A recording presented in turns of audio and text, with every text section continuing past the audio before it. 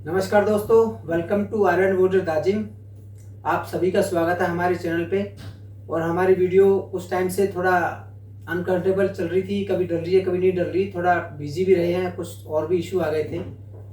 तो अभी हम बस कंटिन्यू रखेंगे अपनी हर वीडियो को, और वीक में कम से कम 1 या 2 वीडियो कोशिश करेंगे कि आप तक पहुंचाएं। और जो भी हमारे पास नॉलेज है 20-25 साल की हमारी एक्सरसाइज की, डाइट की, तो वो आपके साथ शेयर करेंगे। तो अपनी वीडियो को आज का जो टॉपिक होगा वो होगा आपका मिसअंडरस्टैंडिंग। मतलब आपको अच्छे तरीके से या तो समझ में नहीं आया या आपको अच्छे तरीके से समझाया नहीं गया। आज का जो टॉपिक है हमारा यही है, और इसी के कारण हमारे बहुत सारे लॉस होते हैं, टाइम और पैसा दोनों का लॉस होता है। तो आज का मैं वीडियो शुरू करता हूँ।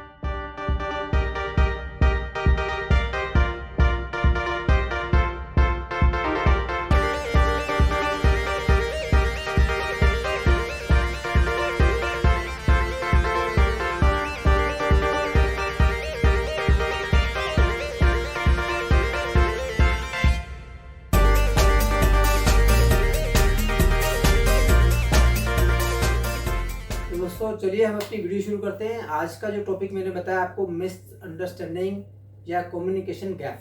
मतलब बंदा जो आपका ट्रेनर और स्टूडेंट, कोच और शिष्य के बीच में जो कन्वर्सेशन होती है, उसके बीच में कुछ ना कुछ मिसअंडरस्टैंडिंग हो जाती है।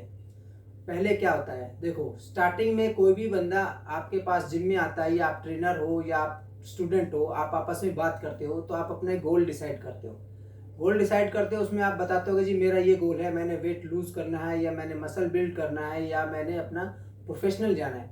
उस दौरान जो भी आपके बीच में बात होती है, आपको क्या डाइट लेनी है, कौन सी एक्सरसाइज करनी है, क्या आपका रूटीन रहेगा सुबह से शाम तक का, इस दौरान जो होता है ना, जो बात होती है, उसी में सबसे ज़्यादा कम्युनिकेशन गैप आ जाता है। जैसे कि मैं बताता हूँ, एक स्टूडेंट है, वो अपने ट्रेनर के पास जाता है कि सर मैंने अपना वेट लूज करना है, वेट लूज करना है, तो उसके लिए मेरे को क्या करना चाहिए।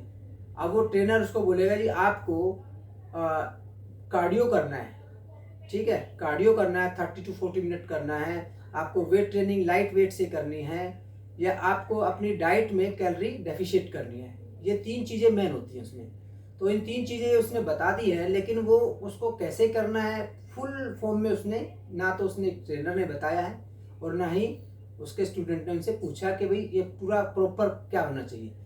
जैसे कि मान लो आपको ट्रेनर है, बता रहा है भाई आपको वेट ट्रेनिंग लाइट वेट से करनी है, तो लाइट वेट का मतलब क्या होता है? लाइट वेट का मतलब ये नहीं होता कि आप 10 केजी से ही आप सारे सेट करो, या 10 से 12 केजी, या आपको बोले जाए कि भाई आपको रैप करने हैं, 12 से 16 रैप करने हैं। 12 से 16 रैप आप 10 केजी से कर रहे हो, जो उन्होंने बोला वो आपने किया, लेकिन इसमें आपको अपना माइंड भी ऐड करना पड़ेगा।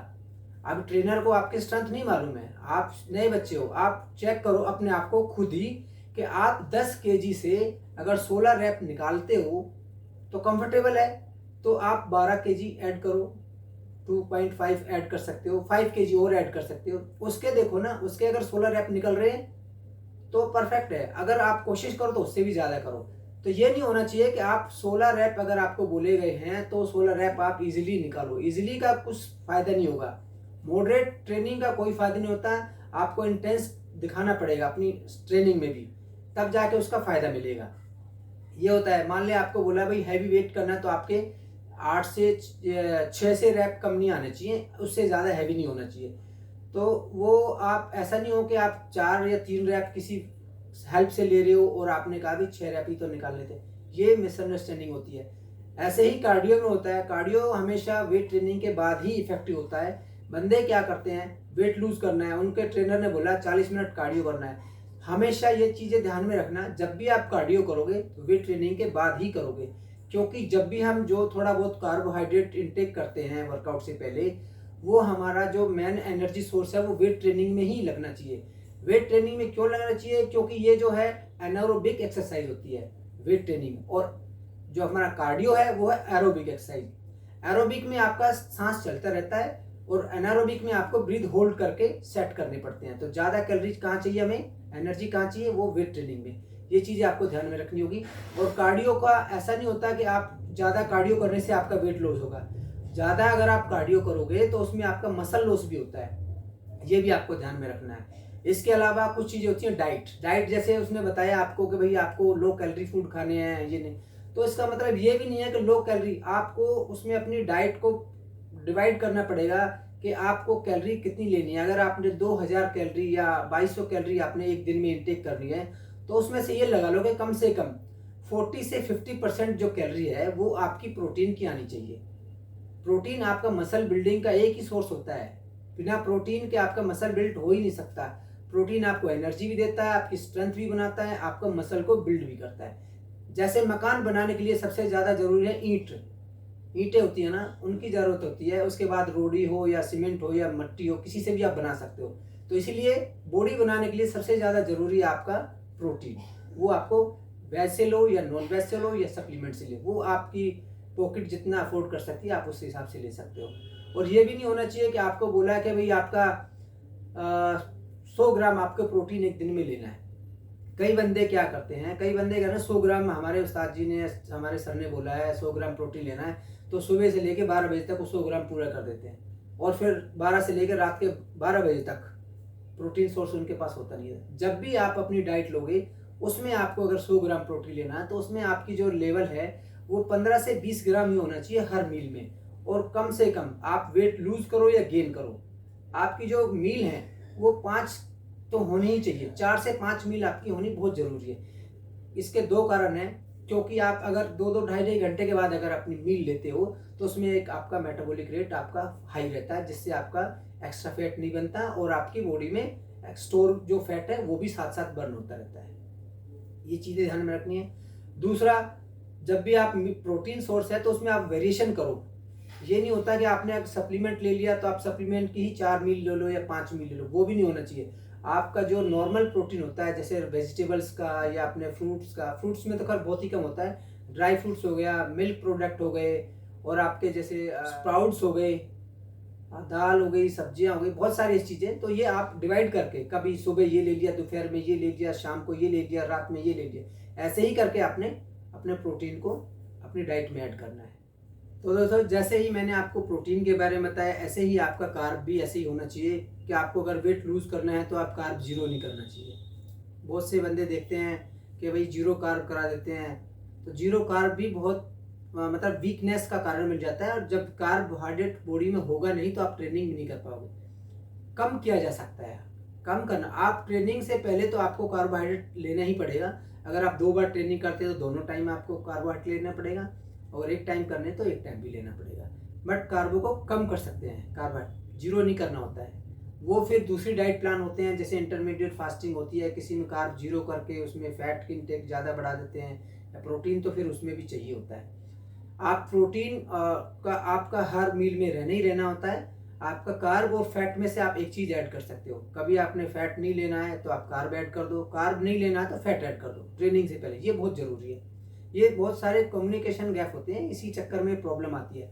ऐसे ही फैट भी आपको चाहिए। फैट आपके लिए बहुत ज़्यादा ज़रूरी है, आपके ऑर्गन्स के लिए, आपके जॉइंट्स के लिए, आपके इम्यूनिटी सिस्टम के लिए बहुत ज़्यादा ज़रूरी होता है। फैट कई जगह काम आता है आपके। इतना तो बेसिक चीज़ें हैं, आप सबको मालूम ही है। लेकिन उसमें फ़ैट कौन सा चाहिए? आपको हेल्दी फैट चाहिए।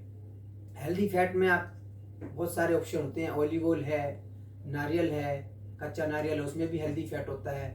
देसी घी में भी हेल्दी फैट होता है। बादाम, अखरोट, ये चीज़ें सारी अच्छी होती हैं। तो आप अगर फैट लेना है तो इन चीज़ों से ही लो। बाकी पैकेट वाले फूड जो आते हैं वो आपको मैक्सिमम अवॉइड करने चाहिए। पैकेट वाला कोई फूड इनटेक नहीं करना चाहिए, क्योंकि सारे ही अच्छे नहीं होते हैं, जहाँ तक मेरा आइडिया। बाकी आप खुद भी देख सकते हो इसके बारे में। अब यही बात आती है आपके ट्रेनिंग का, जैसे मैंने बताया था ये डाइट का है। ट्रेनिंग में भी यही प्रॉब्लम आती है। जब ट्रेनिंग आपको बताई जाती है तो आपको ब्रीदिंग आपको या तो पूछना पड़ेगा कब आपने ब्रीथ इन करनी है, कब आउट करनी है। ऐसे नहीं आपको ट्रेनर ने बताया कि जाओ जी आप एब्स की एक्सरसाइज कर लो, लेग रेस कर लो 30, 35, 40 जो भी है, और उसके साथ सिटअप्स या क्रंचीज करो। आपको ये मालूम होना चाहिए कि आपको कब ब्रीथ इन करनी है, कब ब्रीथ आउट करनी है, तभी उसका पूरा फायदा मिलेगा आपको। तो दोस्तों, जैसे कि मैंने बताया आपको कि कार्डियो हमेशा वेट ट्रेनिंग के बाद ही करना चाहिए। उसके क्या फ़ायदे हैं?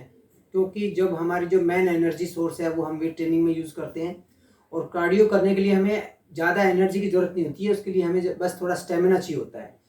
स्टेमिना तभी बनेगा जब आप करना शुरू करोगे। ऐसा नहीं होता कि आप बैठे बैठे घर में कोई स्टेमिना बन जाता है। स्टार्टिंग में कोई पहले 10 मिनट में थकता है, वही अगर 1 हफ्ते 10 दिन करता रहेगा तो वो बंदा अपने आप ही 12 से 15 मिनट तक पहुंच जाता है। लेकिन उसके लिए करना तो आप ही को पड़ेगा। आपको बताया जाता है कि आपको 20 मिनट लास्ट में कार्डियो करना है। तो कार्डियो करने के 2 होते हैं कि भाई आपको इंटेंसिटी आपकी क्या होनी चाहिए उस टाइम पे।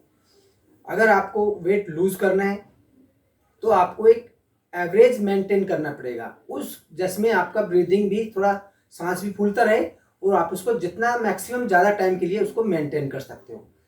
जब भी आप कार्डियो करते हो तो सांस तो फूलते ही है, लेकिन उसको आपको मैक्सिमम टाइम तक उसको मेंटेन करना है। वो आपका वेट रिड्यूस में सबसे ज़्यादा फायदा देगा। और एक होता है कार्डियो स्टेमिना के लिए। स्टेमिना के लिए आपको क्या करता है, high intensity workout. High intensity में क्या करना होता है, जब आप कार्डियो करते हो तो एक हाई लेवल पे जाओ, जितना आप स्पीड से चल सकते हो। उसमें आप भागने की जरूरत नहीं होती है, जितना मैक्सिमम स्पीड से आप चलोगे उसको आप मेंटेन करो। जैसे आपको लगता है कि भाई अब नहीं होगा तो उसके टाइम ये लगाओ, अगर आप 5 मिनट आप स्पीड से चले हो तो आप 1.5 से 2 मिनट फिर उसकी लो कर लो।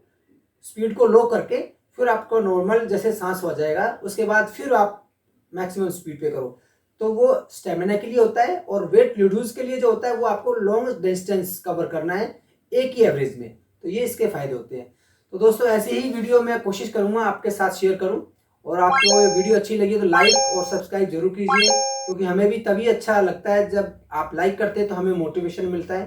Thank you, all the best, health is wealth.